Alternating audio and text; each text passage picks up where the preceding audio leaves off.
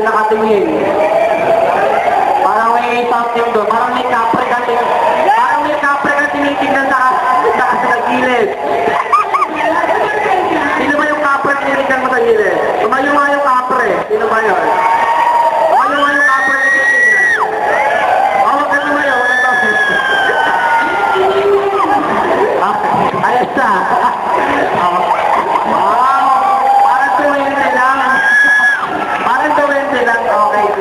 Ma'am, tayo sa mga comments. Para silang si Maxon Diaz sa'yo. Hindi, para sa si Kiko at saka yung isa. Nakapalan ka. Sinis po na. Okay. Okay. So you gave justice to the song. In fairness, ha? Maganda yung pagkaka-deliver mo ng kanta. Ano lang is, kagaya ng sinabi ko kay Kirby, mag-invest kayo dito. This could be your your bread and butter kung hindi man kayo matuloy sa computer world, no? Yun. So, pagbutihin nyo pa. Marami kayong mapupuntahan, malayo mararating nyo. Baka makarating kayo sa pure gold. Sige. Sa pure gold.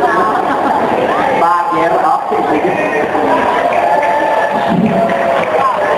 Sabi nga ni Ma'am Don, we have to practice more. So, good performance, good delivery. Practice and practice. Sabi, puro good delivery. Makapwede ka sa fast food na nabideliver ng masakit. Okay. Ay, sa mga to, English ng English. Yung mag-English. Yung mga songs ngayon, puro ka panahunan ko. Oo nga. Gusto ko ito eh. Oo nga, may emotion yun. Kung natakanta. Kamusta na yung skin tone mo dami eh? Sponsor nga na, Bilyarica, o. Ay, ako nga, diba, no? Kasi wala naman yun ako. Sarang yun mo. Ayun, magaling. Pwede ka na mag-asawa.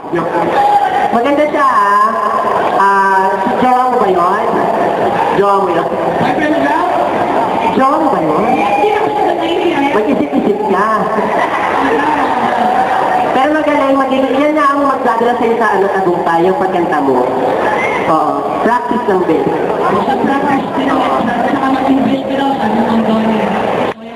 So again, Christine, thank you very much. God bless, more power. Okay,